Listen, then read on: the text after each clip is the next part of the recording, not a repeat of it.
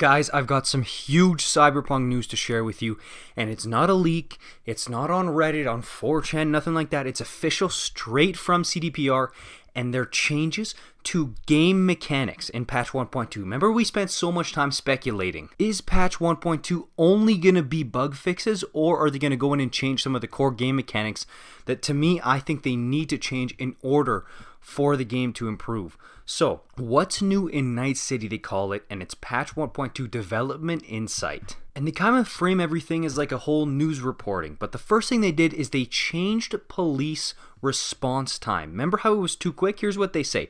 NCPD quick response team too quick? You heard right. The NCPD quick response team is under fire from concerned night citizens and corporations alike. The rapid deployment tactics they recently adopted forced mercenaries to think twice before pointing a gun at anyone, but will now be adjusted to give the other side some breathing room. So again, there's like these little clips that they put up on the site showing you that the police aren't just going to teleport to your location anymore. You're going to have some time. It's going to be more realistic in terms of the time before the cops actually get to you, which is huge. That was a huge buzzkill, that all the cops were just teleporting on you and you just instantly die pretty much no matter what, even if you accidentally ran over a pedestrian. Which brings us to our next game change. Here's what the news reporting says.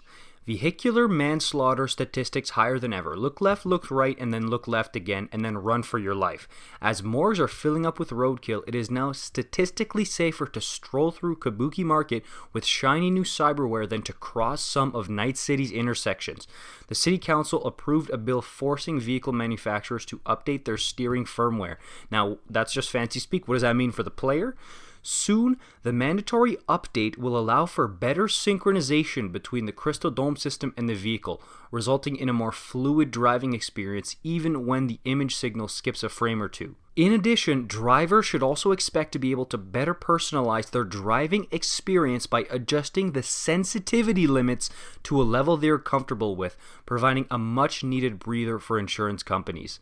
So again, out of all that, we gathered that now we can customize the sensitivity of the driving, because I'm sure you guys felt sometimes too that it was very slippery and it was really hard to control at times. So to have a better control on the driving and be able to personalize it to our liking is huge. Alright, and change number 3 is a welcome one. I'll skip the whole new segment thing, and I'll just tell you that when you would get stuck in a vehicle, like on a curb or between a railing or something, you were just stuck. But now they added a feature where you can kind of twist your way out of it, and you can get out of it, which is super helpful. I know it's a tiny thing, but it's also very annoying. Every session I would have where I would play Cyberpunk, I would get stuck at least once. So the fact that we can wiggle our way out of it now is a welcome addition. And lastly, they mention that there's an update to your neural processor, drivers or die. This is not a joke. It's raining men in Night City, and not for the reasons you'd expect. Just over the last month, authorities recorded nearly 4,000 fatal accidents caused by a neural processor glitch causing users to dodge without intending to. So this is more of a bug thing.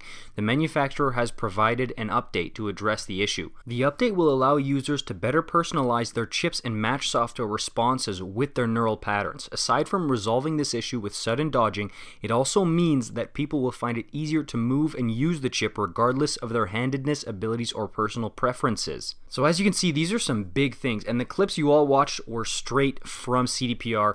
I'm now getting kind of excited for update 1.2. They might be onto something here, taking this extra time. I know the hacking situation and everything delayed it, but hopefully this is a step in the right direction. Let me know what you guys think in the comments down below. What else should be fixed? Because maybe they are actually listening and they're going to fix all the stuff that we need them to for the game to be where it needs to be.